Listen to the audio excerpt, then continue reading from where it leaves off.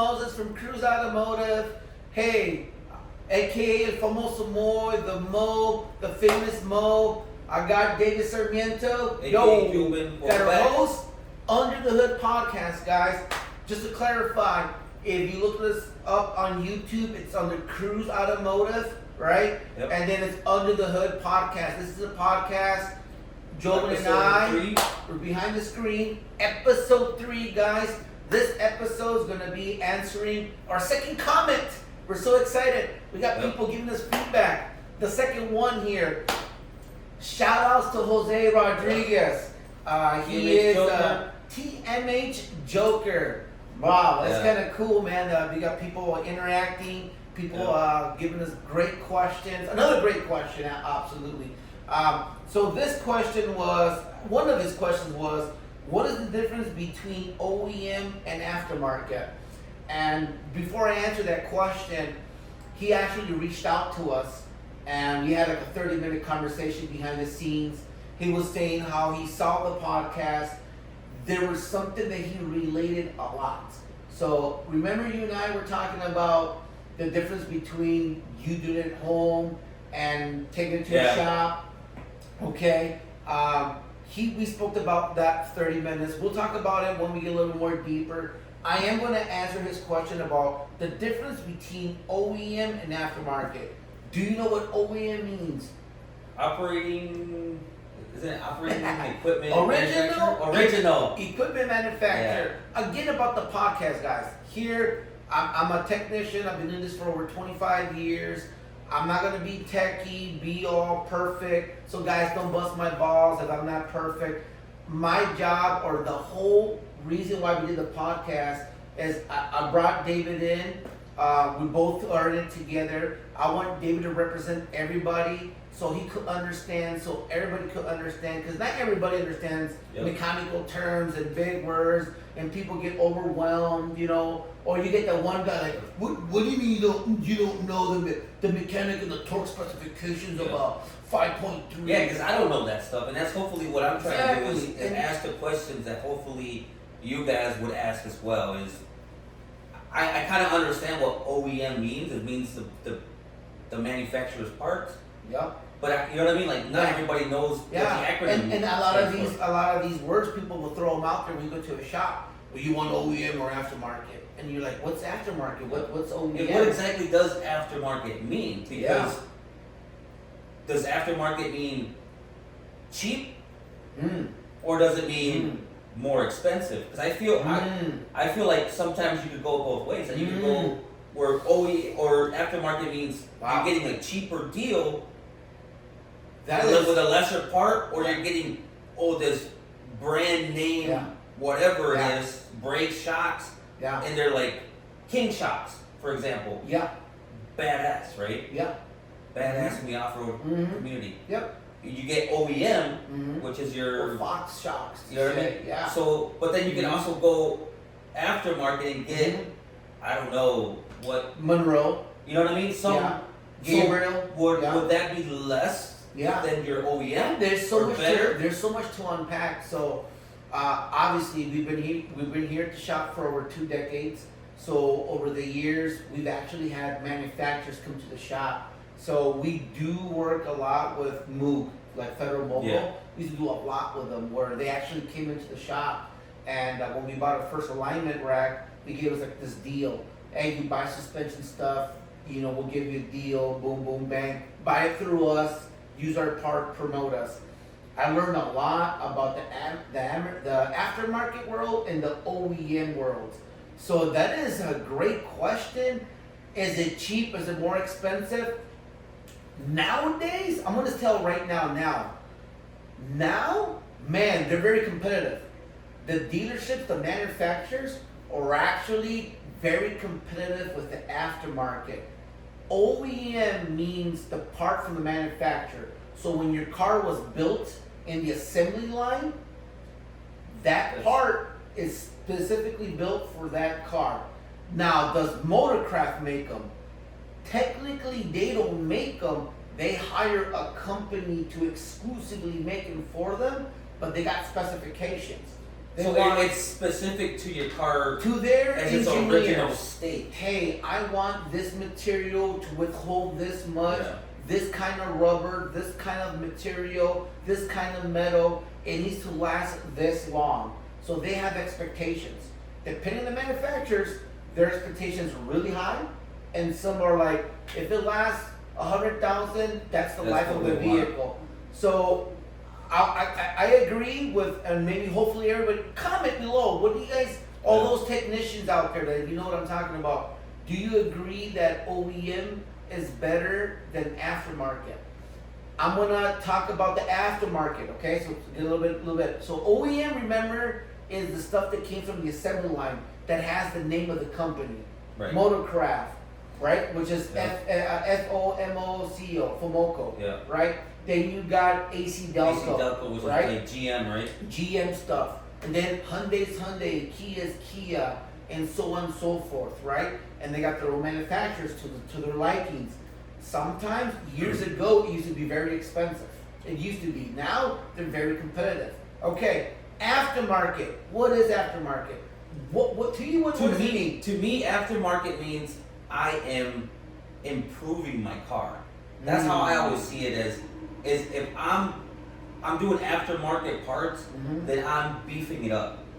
Like my truck, if I put aftermarket struts or suspension, means I'm improving it. Right. But like I said, does aftermarket really mean better, or does it? So that is a great question. I've seen people, I've heard customers say the same thing. They think it's beefing it up.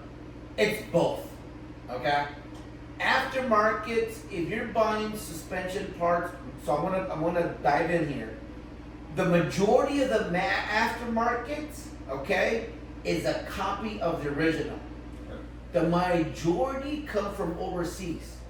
So you got these big box stores, they're copies of the original, and they make them very inexpensive because they sell them in high volume. So it's very inexpensive to them. To them it's like pennies on the dollar, and they can resell it to you. It's the reason why they give you this lifetime warranty. Oh yeah, lifetime warranty. Because it's so cheap. Yeah, $20 ball joints, lifetime warranty. Yeah, but you're replacing it every 2-3 years, every 6 months, because it's an inferior. It's not inferior. It's new. It's new. Just it's made and assembled very cheaply with the lowest bare minimum quality. Yeah. I'm gonna use my words. So it's not made to the same specifications. If there's a bar, right? Let's say OEM is the bar, right? Yeah. And then this is like the inexpensive aftermarket. There's rules, right? It needs to do blah blah blah blah blah. So the aftermarkets are like right there. They're in that gray area where it's profitable for them, right? And it's easier on the people. So when you walk into this big box stores, you're like, hey man, that guy at the shop is crazy. He's trying to screw me over. And $60 for a ball joint. Huh, they're $20. Yeah. I'll go home and rent the tool and do it myself. I get it. That's cool, man.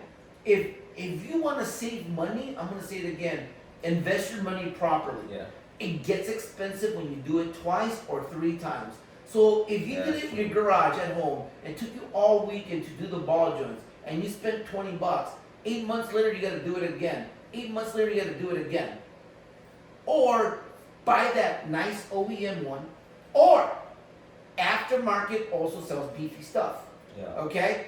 They do sell parts, these not original OEM, non-OEM companies, the same aftermarket companies make superior parts. Hey, we know what causes the failure in this ball joint. We're gonna use these steel bushings, these brass bushings. We're gonna beef it up. We're gonna make it thicker. We're gonna put inboard boots. We're gonna use this certain grease. And you know what? We're not gonna use no nylon. It's gonna be all steel or whatever they recommend to make it outlast the original. So they're basically improving it, taking all the weaknesses from the original equipment. So Moog used to be this amazing company. They still are. Don't get me wrong.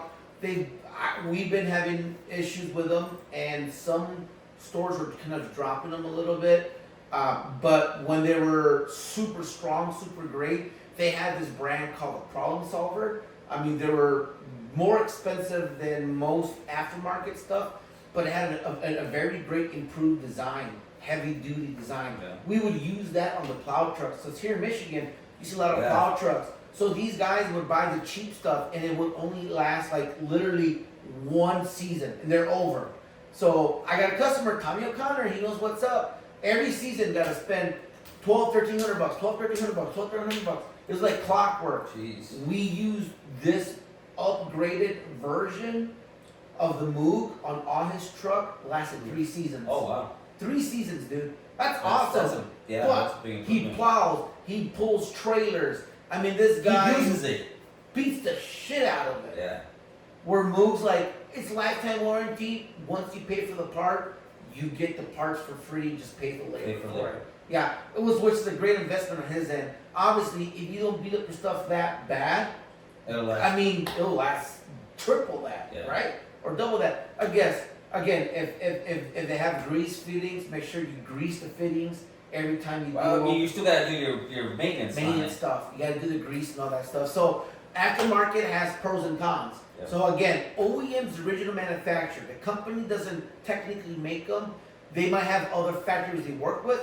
Now, this is a good one here. Don't be scared. Some of them do work with China, some work with Taiwan, and so on and so forth, or in Mexico, okay? It doesn't mean that it comes from there, means they're built cheaply. No.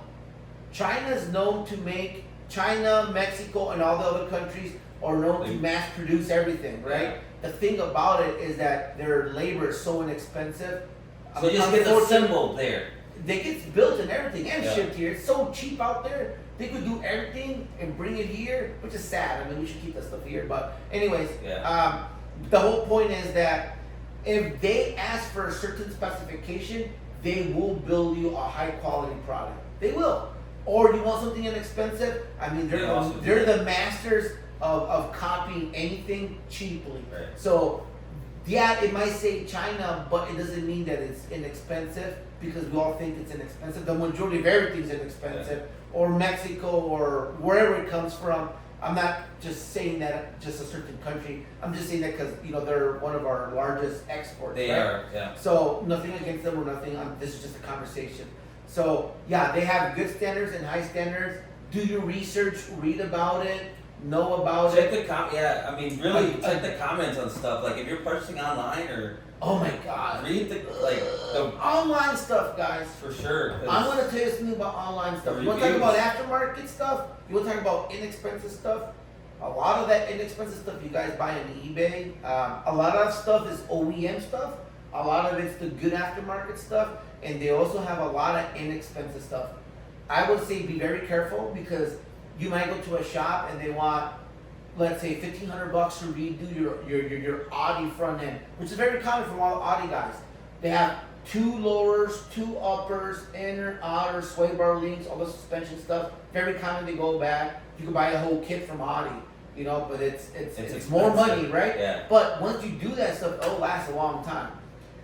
We did this for this kid. He bought the eBay kit. He paid a fraction of what it cost.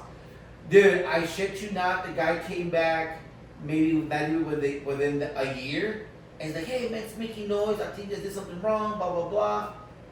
Like, man, we usually don't use other people's parts, but you know what? You've been coming here for so long. We got you. We got your back. So it's understandable. I did say if you bring your own parts, we don't warranty stuff.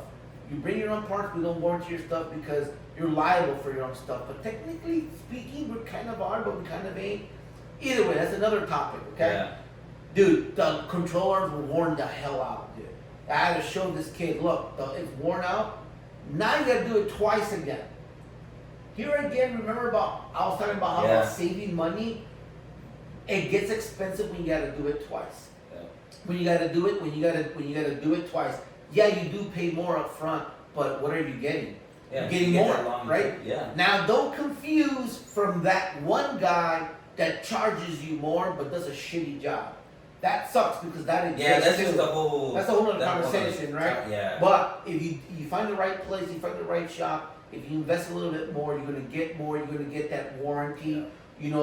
Find that one shop that's gonna tell you, hey, do you want this car for a short term or long term? Are you going to sell it, or are you going to keep it for longer than 2 or 3 years? Well, if you're going to keep it long term, you're going to keep it longer. This is where you want to go. Use these parts, this brand. These are excellent.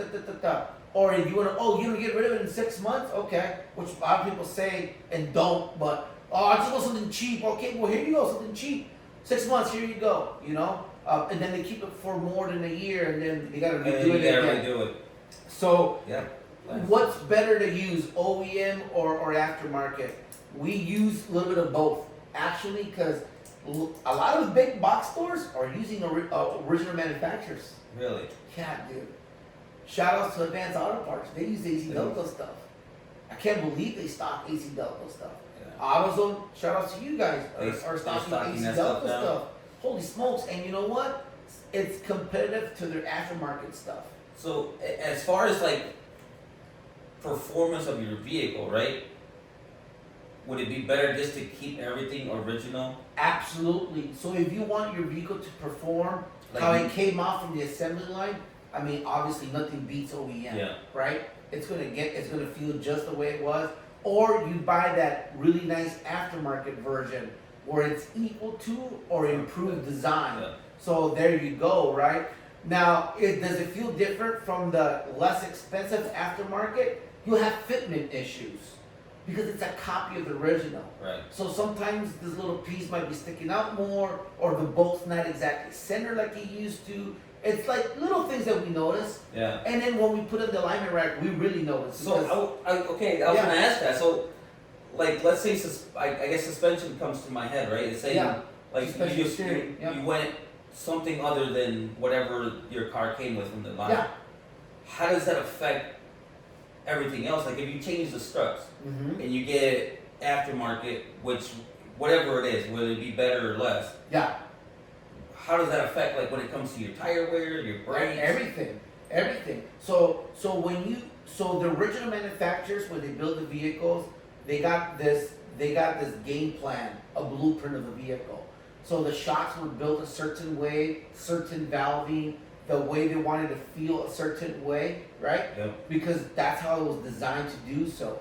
If you put a inferior, inexpensive shock you buy on the internet that was like $30, it's not gonna last long.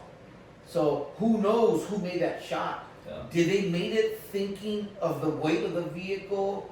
Did they made it thinking about the wear and tear, the longevity? No. They just did it quick, easy. Here you go. If it worked, good. If not, not. Yeah. But hey, you saved $100. Oh my God, I saved $100. Yeah. So it is important that if you care about your vehicle and you want that performance to be feeling the same by the OEM or equal to the OEM. Yeah. There's a lot of great manufacturers are equal to, like I love Monroe. Gabriel got good stuff too as well, and they got different grades. They got from or tiers, right? Let's just use the word economy, mid, and like their awesome sauce stuff, awesome sauce. So their more expensive line is like equal or better improved than the original. I personally have used their they call the sensor tracks from Monroe. Dude, those things are amazing. Oh my God, like just driving down the road, it's just like it's like a whole different car. Yeah. A whole different car. So what does that mean? Well, your braking's improving, your ride is improving, better. Everything's better because it's a better product, right? If you get the original one, you'll get the original feel. If you get something inferior, maybe when it's new at the moment, like, hey, it's okay. And next thing you know, 3-4 months later, it's just making these noises. And basically by inferior, you're gonna, how as a consumer, how can we tell? Just by price, basically? Or? That's a great question. You can't always base it on price because there's stuff that is really expensive and sucks, and there's stuff that's inexpensive and works better than the more expensive stuff. Right. So it's hard to say that the price, right? Usually, if you pay more, it's a better quality part. The way you would know is like just doing your research, right? Like, hey, I want to put shocks. How much does the original one cost? Right. They cost this much. Well, who else sells them? I think they're kind of expensive. Like, let's say, hey, let's Google Monroe shocks. and then they'll tell you like this is this one, this one's this one, Look at this one's the reviews. improved. These ones are a less expensive one. It's at where it needs to be at. The mid one's a little upgrade, and our premium is like improved design, lasts longer, dual valving, gas charge, nitrogen charge, super thicker shock that's gonna outlast the original thicker, one. yeah. Like, that's amazing stuff, man. Yeah. Are you gonna notice the cost difference? Yes, you are. And I've seen stuff where they sell it. I've seen great products that are not so expensive. So I can give you an example. This could be a little controversial. It's okay. Michelin tires Yeah. were known, or still are probably, or to me personally, this is my personal opinion. For me, they used to be like with like top of the line Michelin tire, right? Now it's like it's the name that you're buying Yeah. that makes them expensive. I've noticed that their tires completely different. Like the way the wear is different. So many things that I've noticed is different. Like they use a different material or something. Shout out to my time. boys, Nokian tires. Their tire, if you Google it, Nokian tires, they're like the top 3 tire in the world. Literally. They're the best of the best. Yeah. And they cost less money than Michelin. And they blow out Michelin. For the winter, they're the #1 winter tire. And I wonder too if this is where like, you're And it costs less it's than a Michelin. newer company. Is it a newer company? They're newer to the U.S. They haven't been here. They haven't. When I mean newer is like they've probably been probably here in the U.S. Right. It's not like a name like a known name like It's Goodyear. it's not like Goodyear or those bigger names that they've been here since day one. It is not like Henry Ford day one. I almost feel Been like those around, are like when you start off. Yeah. You start off and you want to make a name for yourself. Let me tell you how badass these WG Ford Nokian tires are. They're used in the state trooper vehicles here in the east part of the country. Dude, it is like the only snow speed rated tire that they use. Dude. They're phenomenal. And they're awesome. What have you seen like a trooper slide or? I mean, the reason why they use them is because they're so superior. You can do I don't have the exact stats. I'll make a video more about the exact stats just about Nokian tires. We love Nokian tires. We were selling them, probably like 13 years ago when they're not very well known, but they had this phenomenal tire. We loved it. We've been with them ever since. We are a authorized Nokian tire through them, and I'm telling you right now, they're getting big, man. Do they range from like your sports tire? I mean, they got all those tiers like sports, they got off-road. Yeah. They got tires based on your vehicle. So you have an SUV. They have an SUV tire. Yeah. Tires One is called. Tires One is one of their 80,000 mile tire. That's the one that I know that they could go up against the Michelin tire. The best. Dude, anytime, and they're less money with a way better product. That's what I'm talking about, the whole shock thing. Yeah. Not because you pay more means it's better. Right. So like Michelin's a big name. So I mean, that's people what pay technician, top I guess, dollar. right? It's like Nike. Nike is a brand. You pay for the brand. Yes, you do. Did you know like how much it actually costs to make that shoe, and then how much you pay for it here in the U.S.? Yeah. Kind of Michelin tire. You pay in the name. Nothing wrong with Michelin. Michelin are great. You guys are awesome.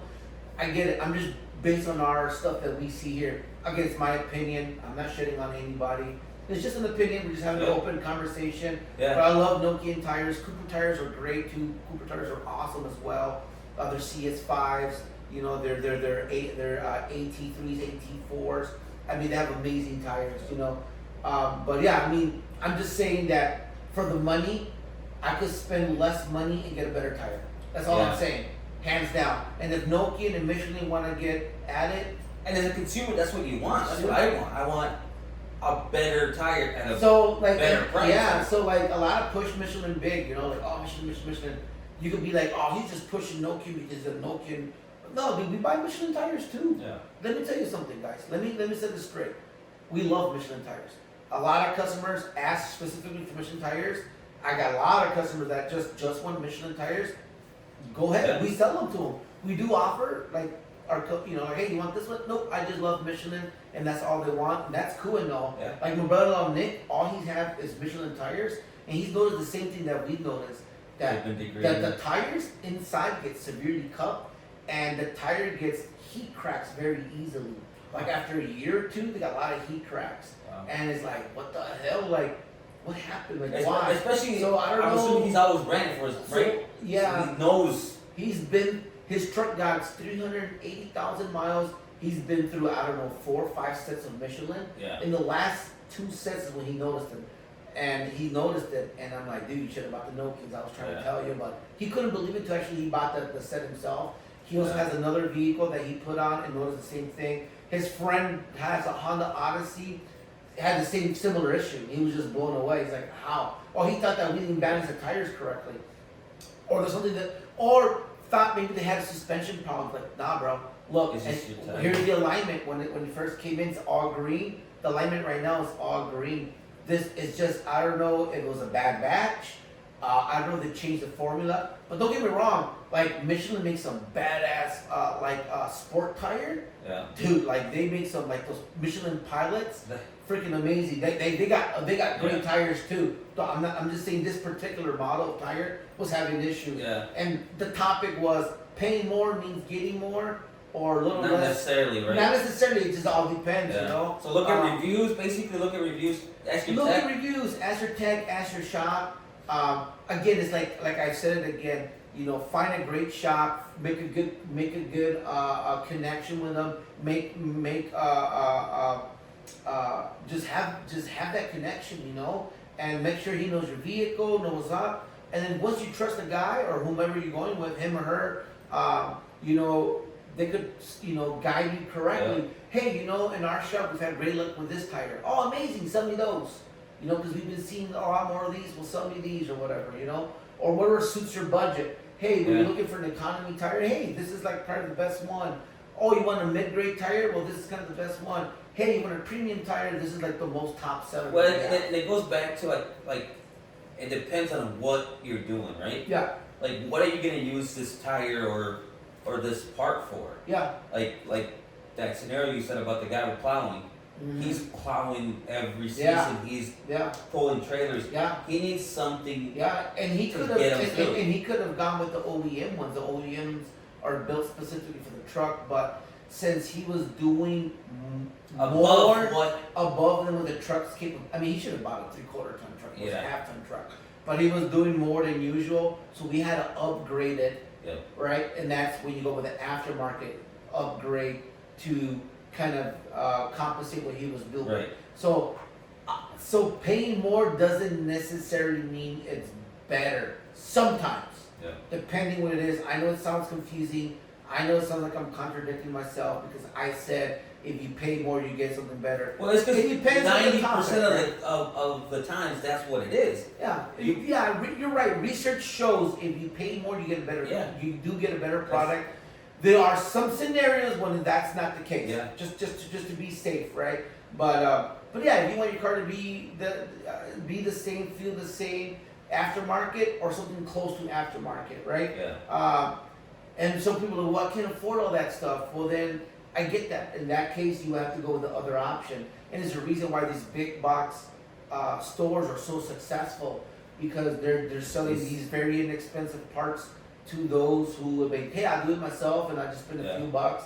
And they don't see the longevity or they don't see how they're spending more down the road. So I have this customer where they were changing pads and rotors every 6 to 8 months. And they're like, oh, they're lifetime warranty.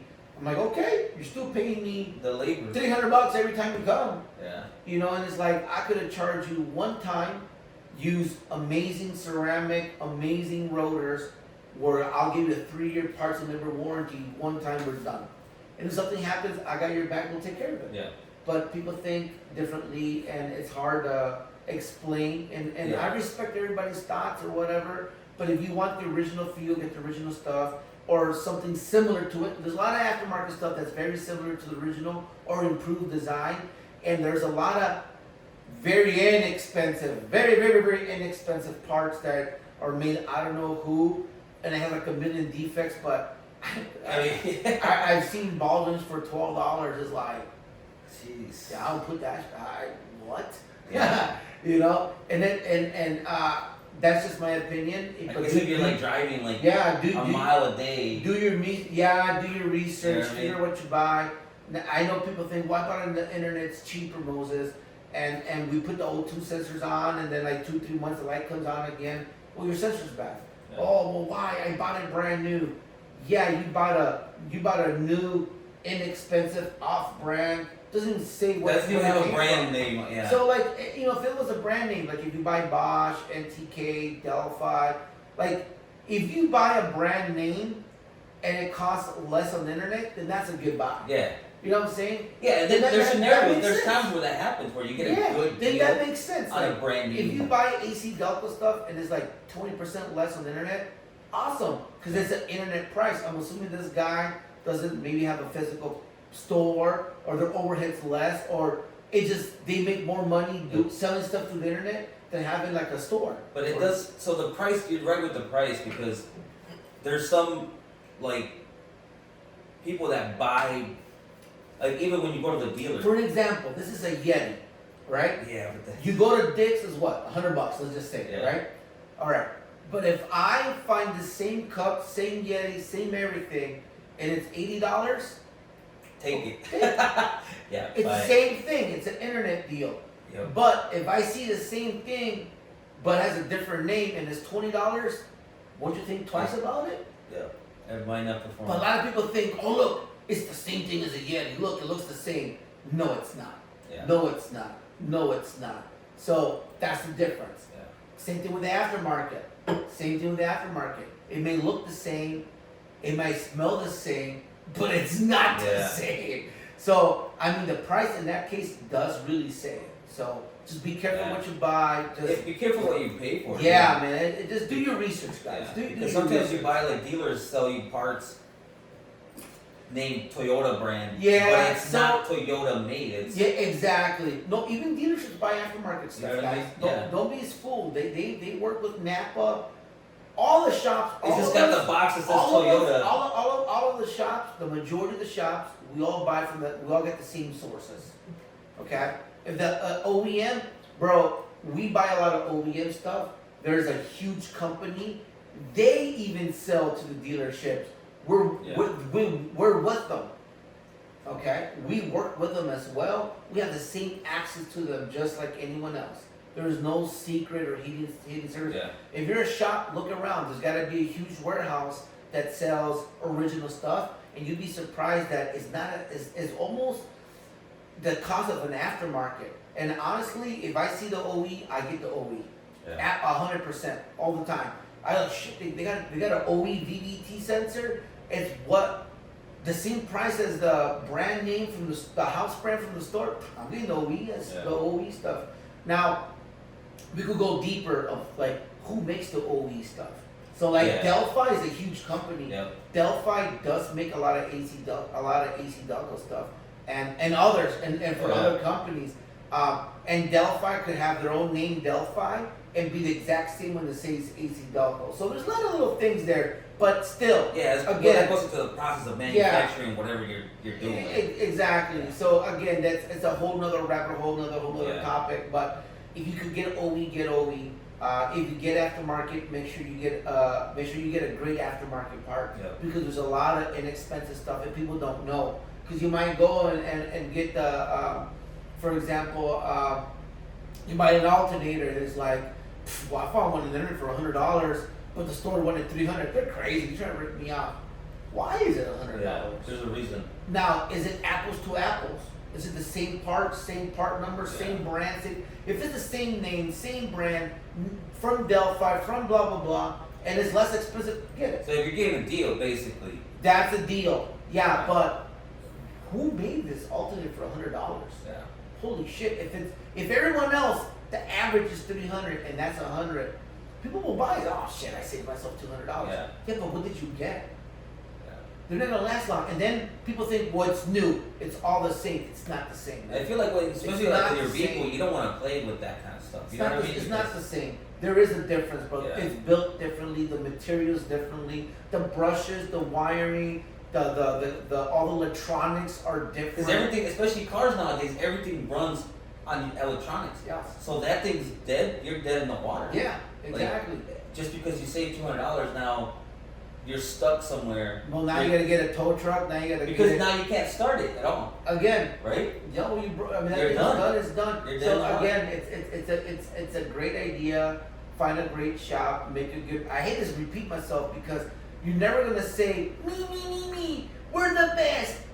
Rule number one: never talk shit about. I never talk shit about anybody in our area, in our field, in our industry. I never talk shit. Hey, if you had a bad experience, you know what? I'm so sorry you had a bad experience. You won't have it here. Let's do what we gotta do so you don't have that bad experience. And we're gonna jump about bad experiences from Joker. He asked about. He heard one of our of other podcasts. We're talking about how cars are different, more electronics, how he requires more tools. And 20 years ago, because he was doing an alternator on his van. 20 years ago, the average person could buy a Craftsman kit, and you could literally tear apart the whole engine, rebuild it, put it back together with a 1/2 inch, 9/16, 5/8, 3/4 inch socket, and in and out. Yep. You know, that's what you needed to get stuff done. The alternator was like 2 bolts and a fan belt, yank it out, and a 10mm 3/8 bolt power, a little connector, and you're done. Yep. I mean, it was just common sense stuff. Like if you're mechanically inclined, you know, just here, I could do it in my house. You know, weekend warrior shit. Now, the computer controls the alternator. You guys know that? The computer controls the alternator. There's sensors. There's a sensor on the cable that knows how much load amperage, so it controls the alternator when to activate it, when to deactivate it, and how much. Oh, so it's not constantly running? No, it's not constantly running. The computer monitors that on the newer vehicles, a lot of vehicles. So you could think your alternator is bad, but maybe your computer's bad. Or maybe it's not the computer, maybe it's the wire. And maybe it's not a power, maybe it's like a data signal, maybe it's a ground. So there's a lot of complexity stuff that's different. And back in the days when you work in your own car, shit, you could fit inside of it. Yeah, you had all the room in the world. The engine bay was now the engine bay is so tight, she didn't know what to start. Yeah, I remember we could just sit in there Yeah. and work on it. Where now you can barely. And I know a lot of guys love working on their own cars. That's awesome. I love that. Hey man, we're all in it together. Yeah. You know, we're all busted knuckles together. That's amazing. If you have that investment of all the tools, because you need a lot of tools investment. If it's your own car, I mean, you could buy tools just to fix your own car. Right. You know, but when you do this for a living, we work with different models. It's a huge investment in tools. And people don't see that kind of stuff. But he saw the podcast about how we're talking about bring the car here, we'll take care of it, build a relationship, have a good relationship with your technician. And he's like, it took me the whole weekend to do the alternator. And I was listening to your podcast, I'm like, this son of a bitch was kind of right. You know? It's like, I didn't have the right tools. It was so tough. It was in a very tough spot. It took me the whole weekend. And he asked me how long it'll take you to do it. It got a couple hours. He's like, you lie. But no, these couple hours. We do this for a living. I mean, we would have got it done. It's like while you're working, ask someone to drop you off work. While you're working, we're working. You come by and you pick it up. I said, I swear that what you paid for the alternator and us getting it for you would be a very small difference. The time you wasted $40 difference, maybe $30 difference, you know, or whatever it is. All you're doing is paying us to replace it. We're gonna give you that 3-year parts and labor warranty that comes with the alternator. Dude, we got you. We got your back. Yeah. And he's like, yeah, dude, I spent the whole weekend. He's like, I got, you know, I think he has like 4 kids, 4 kids. Something like that. That week, he's like, we didn't go off that weekend because the van was down. Yeah. I was stuck 2 weekends working on my car. He's like, man, I should just pay someone to do it, you know. Yeah. But he asked me like, why is that, Moses? What's in it? Why are we wired like that? That we just want to do everything ourselves, and a lot of it's pride. You know, you're prideful. Like, I'm not going to let no other man or I'm not going to let no other mechanic work on I can fucking do it. Right? You know, like I get that. You know, and a lot of it is like maybe we saw our dads do it. You know, or and do it. I think we're naturally tinkerers, right? Yes, definitely. I think so too. And the problem is you don't think about like even me, like I'm still stuck basically back in the old days. You know what I mean? Yeah. Like you pull an alternator. Oh, I can do this real quick. Yeah. And then you go in there not knowing the complexity of this other new vehicle because you're like, it's an alternator. How bad can it be? Yeah. Right? Yeah. And you're like, I can do it. I work with, I use tools. I do this. Yeah. And then you get in there, you're like, oh, I gotta tear apart all this to get to this part. Yeah. Not, you know what I mean? Because we don't do this every day. Exactly. You don't. Yeah. How many times have you changed the alternator on that van? Yeah. This is probably the first time you did it. Probably. You know what I mean? Yeah. So it's like you go in there and you're like, but it's because we're naturally wired because he's a tinkerer himself. Oh yeah, he's a CNC You know what I mean? machinist. I mean, he's great what he does. So and yeah, it was easy for him to be like, get in there. I'm gonna do it because it's in him, you know. Yeah. And but I like the fact that he's like, because we had like a 30-minute conversation about it. He reached out to us, and we had a 30-minute conversation about it. And he's like, yeah, I kind of relate it. He's like, you know, I spent the whole weekend doing nothing. He's like, I could have just had someone do it, you know. And I'm like, that's man, thank you for sharing the story, you know. And it's great because I love to hear that other people can understand what I'm trying to say. I'm not trying to say just go to a shop. I'm not saying that. I'm saying that if you do go to a shop, how to find somebody, how to have a great relationship with them. If you could do it, I love the fact that you could do it, dude. That's more power to you. Like that's awesome. That's amazing. That's great knowledge. Wow, dude, that's amazing. Like if I knew how to do, you know, this office, I didn't build it. I didn't know where to start. I hired someone to do it. Could I have done it myself? Yeah, I could have. You know, I got, you know, common knowledge. I could probably do it myself, but it would have took me 4 or 5 times longer for me to do it. I would have to invest it. This guy came and did it in a weekend. Yeah. Like, well, you don't have all the tools that you need. You're like, okay, and he knows, like, he knows the separation between this and this, where you want the window, this window goes through, this window, this. Like, he knew all this shit, and I'm like, it would take me forever to figure it out. Can I do it? I think anybody can do it. Yeah. Now, how well will it come up? Like, I don't know. Yeah. You know? And then it's not like I do this every day. Right? So for me, it was not, I mean, I think about it again. Do I want to do it myself and then pay someone to redo all my work again? Yeah. And then I'm going to be controversial on my own shit that I say about do it once, do it right, and all this other stuff. So just pick this guy that did it. You know, the guy's a professional. He knew what's up. Came, get it done. How much is it, sir? Thank you so much. He did a great job on the walls. I didn't ask for nothing perfect, but I asked him, hey, I want it done right. I want it to fall. I want it to be everything to whatever the regulations are. I want to be safe, man. You know, so he did it. He did it, and it is a small little podcast. And that's the thing too, is being safe, right? Because like sometimes you do it yourself, and you're like, okay, I got this, but then you didn't know this bolt was supposed to be torqued. Yeah. So. Yeah. Or if you're taking off this wire and not knowing there's power, and then it hits something, then it blew up a fuse and it burnt something else. Or do you know that which wire to take off? To take off the power, take off the ground. Now, if I take off the battery, do I have to? Does my radio take a code? What happens to the navigation? Hey, after I took off the battery, my car runs different or it shifts different. Little things do happen all the time. We see them all the time. But yeah, I mean, it was a great conversation I had with Jose, with Joker. It's crazy how things change because remember, even my truck, the battery died. Yeah.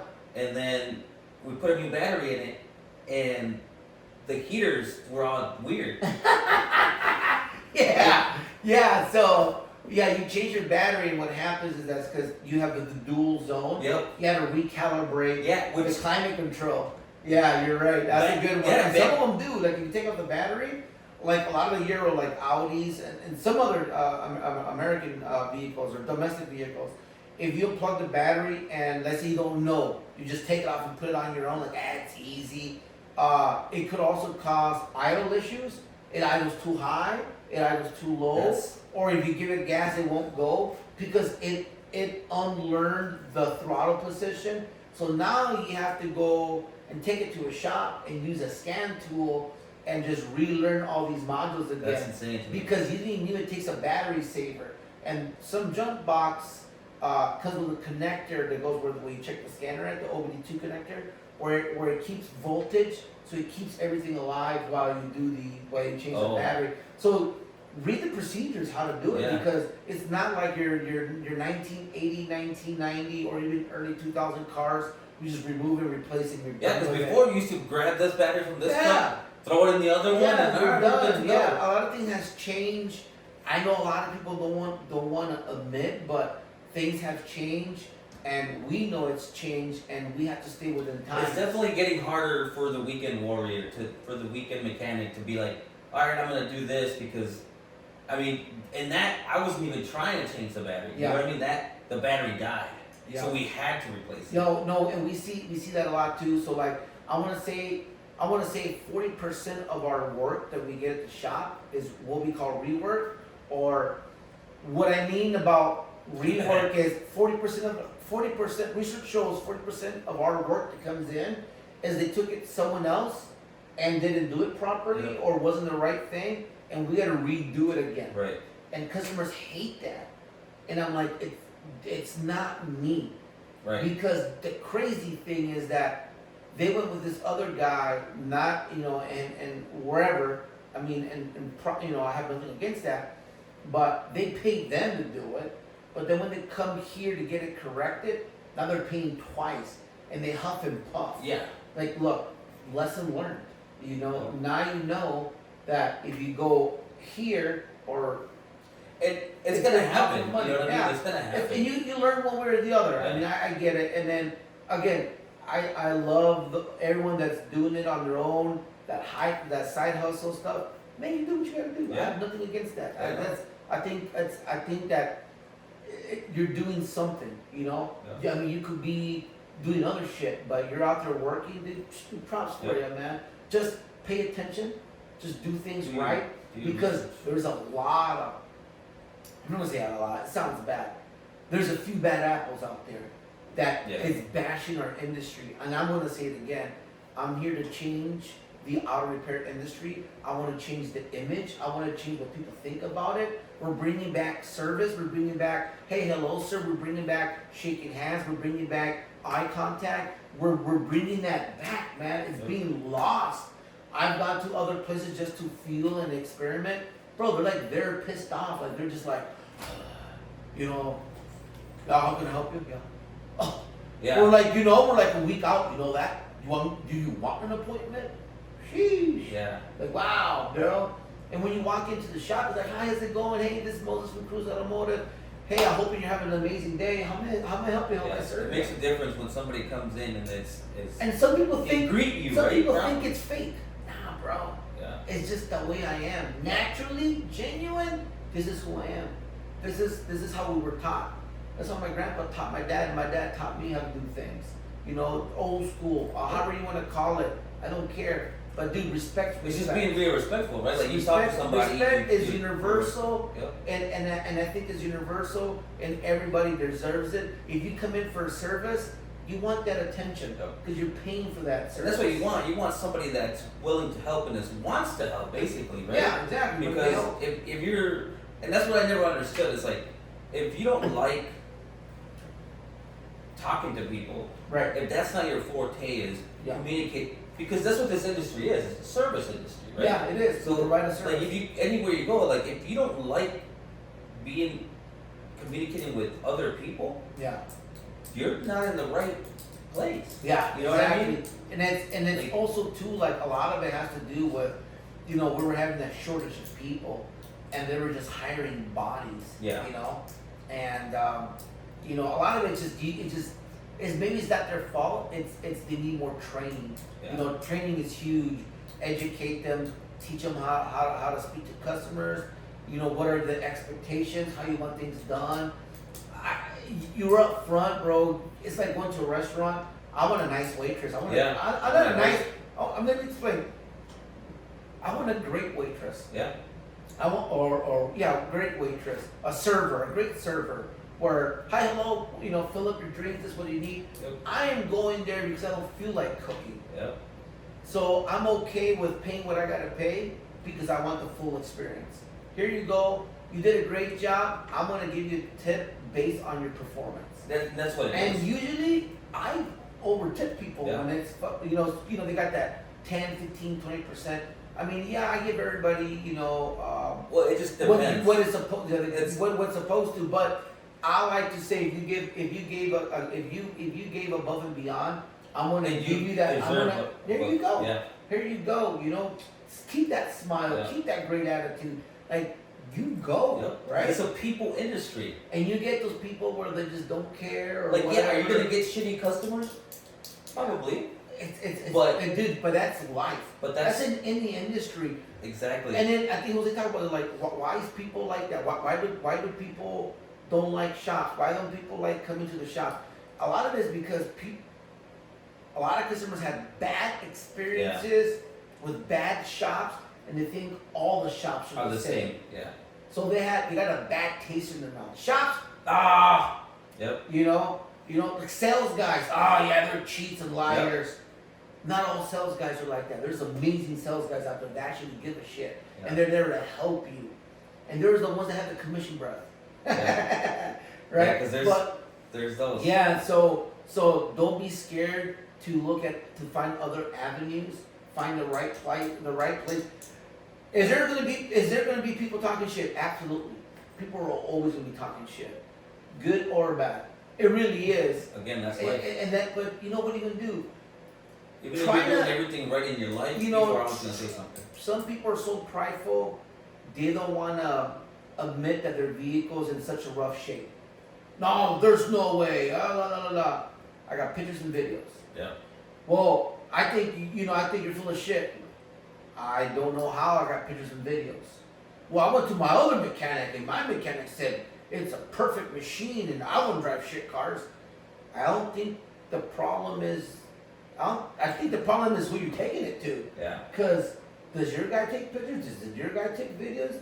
Did this guy brought it in? Does your guy have a hoist where he can raise it up and did a full blown inspection and say it's leaking from everywhere? Yeah. The only thing great about the car is the paint job, but the motor's knocking, it's ticking, it's blowing, it's burning oil, it's leaking oil, it's leaking transmission fluid, your axle shafts are blowing up, the ball joints are done, the inner tires are done. I'm so sorry, but your vehicle is in this condition and it needs this much for it to be back where it is. Yep. Right?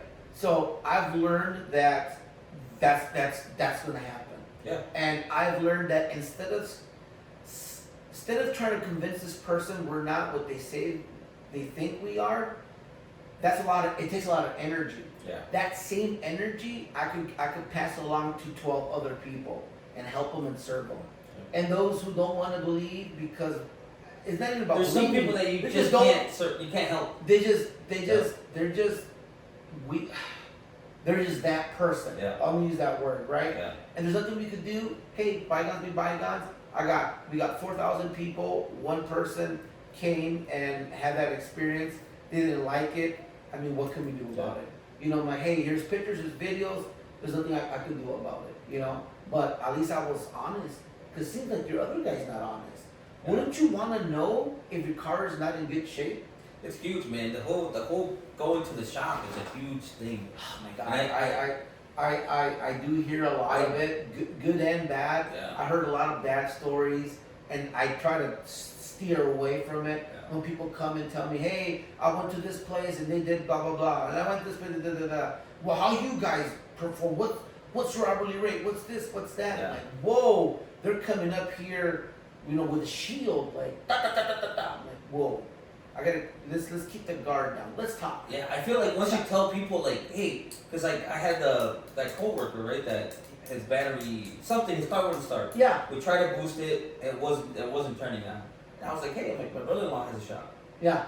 And he's like, right away, he's like, shop? You know what I mean? Like, I felt like that was his reaction, was like, shop? Is he reasonable? I'm like, yeah, he'll do you right. Yeah. And then he's like, all right, well, I gave him his number, but he had, you know what I mean? Like, he had that, like, fear of, like, the shop. What are you talking about? Yeah. Like, yeah. I'm like, yeah. Yeah, unfortunately, he had a bad experience or experiences, and I'm going to say it out loud. Let the whole world know, not all the shops are the same. There's a lot of great shops out there. I know personally a lot of amazing shop owners that do care. I know personally. It's not just us. There's other great shop owners. But for whatever reason, if there's one or two or three, those 2 or 3 bad will outshine the good. Oh yeah. You know, Immediately. it's evil, like it's like Yeah. winning goodness, but you know what? The good will always win. And I understand. Goodness I understand will the always win. because the whole trial and error, right? Yeah. And I understand it because how many times are you gonna go through that error? Right. You know what I mean? Of man, I got overcharged again. Man, you know what I mean? Because now you're spending money, time going through all these shops. But unfortunately, I mean, that's what we You know have how to you do. you know how you could avoid that? Ask a family member.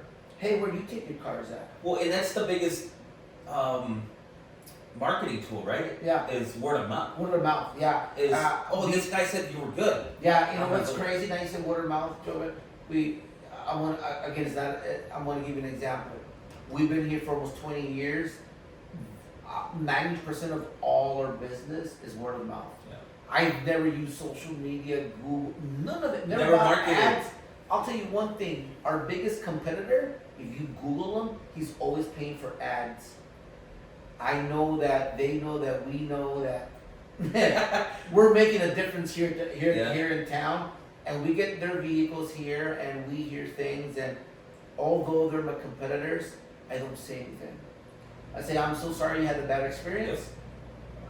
If you commit with me, I will not let you fail. This is who we are. This is what we do. I know we don't have a $3-4 million building. I know that our floors are not made out of marble, but our service and our repairs Is off the world. so plated. It is the best of the best. We strive for the best of the best. We strive for perfection. We're not perfect because we're humans. There's going to be errors, right? Right. But that's why we have warranties. And again, 90% of the time, if something does come back, it's a part failure, right? But we are here to change the automotive industry, and that's kind of, you know, it is saddening because I love what I do. It is sad every time I hear something. Yeah. It's like, oh, he did this, he did that, and I have nothing to say. Yeah. I'm not going to add on to it, you know, because if Let's just if- make it better. let's make it better, because if you say more, you talk more, then you're giving it life. Yep. Then you're making it bigger. Another thing, all you other shops that do talk crap is just, they just do it like, oh yeah, don't go there because they'll screw you over. Oh, They're I trying heard to get this, that. I heard that. They're just doing it just to bait you in. Yep. Think about it. If you go to a place and they talk shit about other places, I'll think twice about going to that place. If they talk a shit about them, don't you think they'll talk shit about their customers? Yep.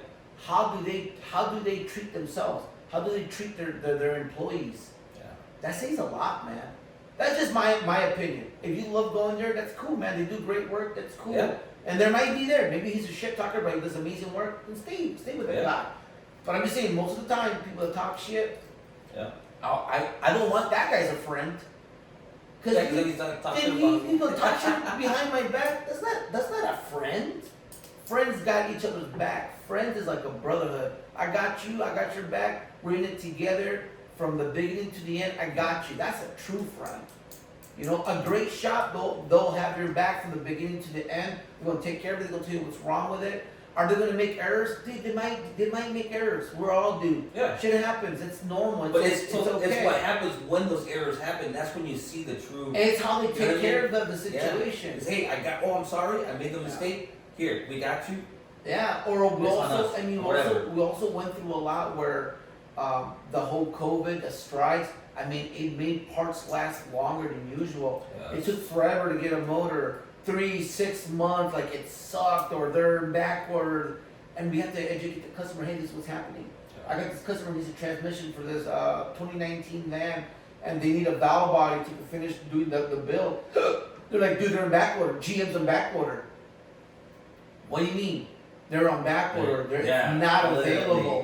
There Like, was no dude, we've been parts. waiting, I think, 4 weeks now, and I gotta call the guy and say, dude, they're in back order. I'm gonna give you the number to the GM parts department and talk to him and ask them. He called and asked him, he called me back, he's like, oh, I couldn't believe it, I thought you were just bullshitting. Dude, this is real. Yeah. This is real. It sucks for us. Imagine the dealership how many cars they got parked there because they're waiting for parts? Yeah. Lots of them. It was horrible. Lots of them. Yeah. So, I mean, there's a lot of things out there. It's crazy how one thing does affect everything.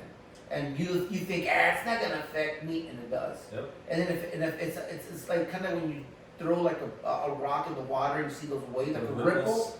It's exactly like that, dude. One way or another is gonna affect you. Even you, the consumer, gets affected. Yeah. You know. So that that was kind of like the OEM stuff, the aftermarket stuff.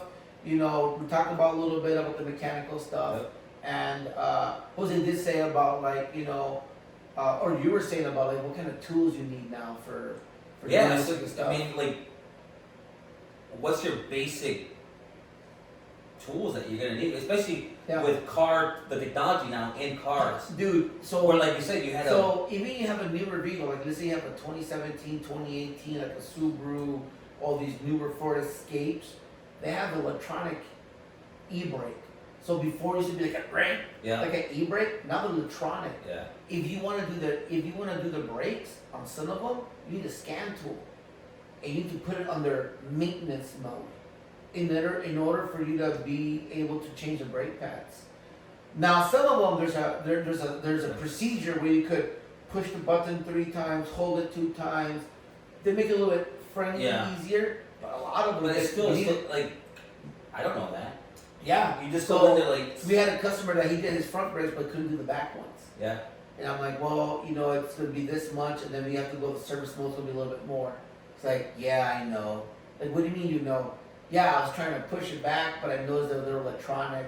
I saw a video that you could take it off and turn it and this and that. I don't want to do all that. Yeah, you gotta go to service mode. Yeah. Say, I'm changing the brake pads. Beep. Service mode activated. Change the brake pads. When you're done, I'm done. Oh, brake pads are finished. And it'll successful. Oh, there you go, sir. That's crazy, man. Yeah. Yeah. And it's getting a little complex there, but I mean, it's kind of cool, but it is getting a little more complex for the average person. And that's the problem, is all those little amenities that are going into our vehicles that we love. Yeah. And if you're a guy that does it all the time, you know, at your home, you do stuff like, you know, you got the barn, you got the lift. Yeah. Buy yourself an average scan tool. What's it called? Top Don? Is that the brand? Oh yeah, Top Don. Yeah, we have a Top Don scanner. Phenomenal. It's like not super expensive, but it does all those functions. Yeah. So I mean, it's about over $2,000. But I'm telling you, like, if you're out there, you should get one of those. Yeah, I mean, just if you're like more deeper, right, or you're like someone that does work at people's houses and stuff like that, it's a great idea to have something that good. You know, if you're changing the transmission, some of them you got to program them. You have to do relearn procedures. Like we just did this 14 Chevy Silverado. We got to program the computer, the transmission control module to the vehicle, so it recognizes the VIN number to accept it in order for it to be shifting, because or else you can't see where the PRND is at. It won't shift. It shifts so hard. It's all over the place. So, you know, and 20 years ago, you could just remove, replace. We're going away from the bolt-on. Like it's not. It's still kind of like a bolt-on, but you need the you need the electrical. But before it was bolted on, you're done. Man, before I remember my dad had a fucking 24 pack. Him and his friends jack it up some jack stands. Take out the dry shaft, take off 6 bolts, get a jack, drop her down, put another one in there, get it done over in a weekend. Those were the days, man. You know what I'm saying? Those were the cool days. And that's where the mentality is like, mechanic, anybody could do that. Because people are so stuck with that. When they think of car, they think that. But once you start actually working on it, you're like, oh, shit. That's how I feel. Because I remember, like, we would skip school, like, oh man, I'll help you out. We'll skip class. Yeah. We gotta change the transmission on your Camaro. It's fun. But nowadays, I mean, we had tools. Yeah. Regular hand tools. Dude, I'm telling you, if you had like an average, we didn't even have an impact. We just had just everything by hand with a ratchet. use another, ratchet to do a breaker bar. And if you're like a really weekend warrior, you had your little Craftsman compressor. You had your guns. Yeah, my brother had his little compressor. It's cool, dude. Those were awesome times, man. A lot of you could do your own. You're like, I don't need a mechanic, which is awesome. Yeah. Because it was like very straightforward. Hey, in, out, boom, bang, let's go. All right, I know what I'm doing. And then once you start working on your own car, you're familiar with it. You can tinker with it, fix it. And if it's a little more complicated, you might take it to the shop. Like, oh, something electrical. Take it to the electrical guy. Or you know what? I won't have this piece of equipment to remove or replace it. Take it to the machine. Take it to the shop. I need tires. Take it to the tire shop or muffler shop or welding work or whatever. Even before, where you could just dip your hand down and change your headlights. Yeah. Or now everything's covered and you get the air box out. A GMC Acadias or some Traverses, you get to get it from the inner fender and it's like a small little hole. Some Chevy Impalas or Escalades, you gotta remove the bumper. Yeah. It says remove the bumper. Well, remember the Equinox that we had? Oh yeah. And one of the lights went out, so I went to AutoZone, right? Yeah. Grabbed the headlight. I'm like, oh, and then I was like, open the hood, and I'm like, where do I start? where is this ball? Looking in there, I'm like, I have to go to the bottom. Like, how? I'm like, it's. And I brought it to you. You're like, I'm gonna take the front off, and I'm like, it's a whole different ballgame. Even changing a light bulb is complex on some vehicles. It's crazy. It's like why, But some type of like some vehicles don't have dipsticks. You can't check your own fluid. You gotta buy a special dipstick or take it to your nearest shop where they have those dipsticks so you can check it. Oh, you have to wait till it reaches 160 degrees in order to check the proper level, and it has to be level. Or some of them you need a scan tool, like, oh, it's there, okay, boom, just to get your fluid checked out. They're removing all the easy stuff. So I don't know if they're doing that because a lot of people were mixing fluids and causing bigger damage. It could be that, or they're wanting to take it more to a go towards the tech instead of and it's like, and I don't know, like for example, like farmers are amazing mechanics. They do a lot of mechanical stuff, gears and chains, and it's amazing how they're mechanically inclined. And these newer John Deeres, they're very electronic. Like they got to call John Deere to bring in their people with their electronics to do their diagnostics. They're so complex, where the farmer feels like, well, I used to work on my own shit. Like, why do I gotta call you to do this? But John Deere's like, well, these are the reasons why. I'm gonna get into it, But this is an example of how. So then, even the older tractors for them were like, I could build my motor. I could change the PTO. I could do my hydraulic hoses. Oh, I could weld the dump. I could do this, and they had their own little workshop. Now these newer John Deere's is $1 million piece of equipment. They're like, I could do it. Yeah, you gotta call John Deere. They gotta go in there, and you have to pay them. They got all the electronics, and the farmers are very mechanical. They're getting frustrated too. Like, man, this sucks, man. Why do I have to call you guys to do it? What's the complexity? Well, I want to buy one of those scan tools. Yeah, we don't want you to damage this $1 million, machinery. It takes a specific guy to all this training. Are they right or are they wrong? And then are they right or they wrong? Comment down below. What do you think about that? Should John Deere allow these farmers to gain access so they could do it on themselves, or you think John Deere is kind of right of them having their own trained guys to service the farming equipment on the tractors? It's a great question. Comment below. Yeah, because you can't even take it to like I don't even know if there's like a general dealership. They do. So a general mechanic shop. There is. So but you usually go like this. An example, if you buy a New Holland, you go to New Holland, right? Yeah. If you buy John Deere, there's actually one right there on M40. So you go to the dealers. John Deere.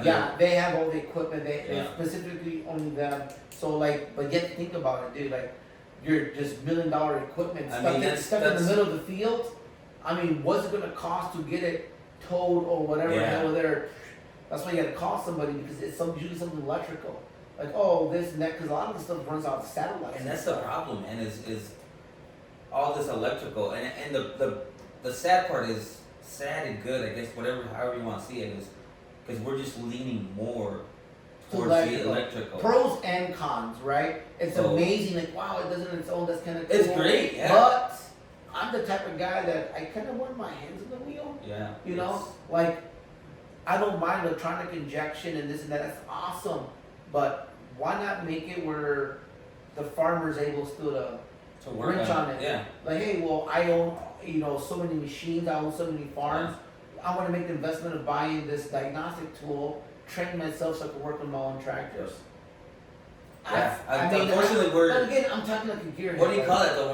We're victims of our own success, right? Because now we're improving. So they're improving that tractor. Like now it can go straight and it'll guide you where, how often to cut or whatever. Yeah. But you pay the price. Yeah, and it's pros and cons. Like for John Deere, it's awesome because now their service is like. Because the inside of those things are like, it's insane. Dude, have you ever been inside of them? It's insane. Like so those combines. Went to this turkey farm. They got one there, bro. It's heated. Got AC. Got music. I mean, they're phenomenal. It's I feel like it's when we were kids and we dreamed of this cockpit. Yeah, that's what it is. And if you and John Deere, like you guys make amazing machinery. When you see them in real life, like right there, face to face, or machine to face, it's humongous, and it's amazing. Very impressive. Wow! Like look at the big wheel. Look at the engine. Look at everything how it spins. Like all the engineering and the mechanical and everything that went into it to make this machine. To make everything work seamlessly together. Phenomenal. Dude, it's amazing machinery. Like, dude, thumbs up for John Deere. I love their products. I love their stuff too. So they do have amazing stuff. Yeah. So definitely. But yeah, that's kind of what it is. Same thing with electronics. Even the farmers are going through some tough times with this new stuff. So.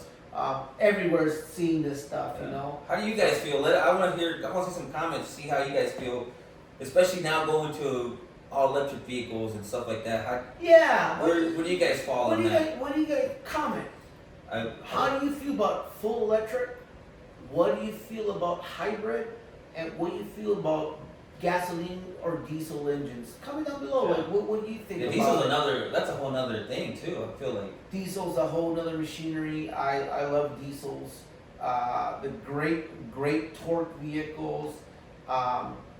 They work with diesel. They got no spark plugs. Obviously, they work with high compression. They got the pros and cons. You know, just like anything. But yeah, I mean, they're amazing machineries. Down here they use those big diesel motors. To make the sound of the engine, oh my god, is like music to my ears, bro. It's just like wow. I could probably sleep just listen to it. That's your white noise. It is just amazing. I just love the sound of machinery, gears, and just I just love it. And all you gearheads too. I know you guys love it as well. Or the roar of a V8, a cam. It's like the smell of exhaust. You know what I'm saying? Smell of exhaust. When you're or I'll say the best smells for me is like when you're tearing apart an engine and when you're taking off the main bearings, like holds the crankshaft. That smell of that oil. Oh my god, bro! It's that aroma, like that kind of like the burnt but not burnt. Metal, oil smell is just phenomenal. I love it. People like gas smell too. People love gas. Smell. I like gas smell. Oh man, like the smell of gas is like Smells so good. It's everybody has their little thing, but yeah, for me, I love that so much. So, but I think we hit everything. Yeah. Talk about YouTube, guys. Look, find us on cruiseautomotive.com. Check out our Instagram. We got videos that are going viral. We got one that almost got 1 million views. Yeah. It's like 700 plus. Yep. We got one that's like 500,000. Yeah, and we're gonna start throwing some of those in YouTube shorts as well. Yes, please follow us on our Instagram. Follow us on our YouTube. Yeah. Comments, everything you want to ask. If there's topics you want us to talk about, we're gonna say more. Again, I'm Moses from Cruise Automotive. David Sarmiento. Hey, I got your back. Thanks for watching, guys. Thanks, guys.